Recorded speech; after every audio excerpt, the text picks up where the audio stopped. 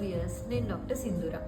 చాలామంది పేషెంట్స్ అడుగుతూ ఉంటారు, ఏసీలో ఉంటే ఎలర్జీ ఎక్కువ అవుతూ ఉంటుందా అనేసి. ఏసీ వల్ల ఎలర్జీ ఎక్కువ అవ్వదండి.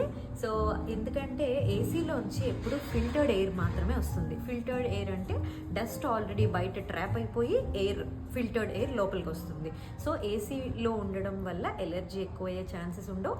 ఎలర్జిక్ పేషెంట్స్కి ఏసీ అన్నది అబ్సల్యూట్లీ సేఫ్. Thank you.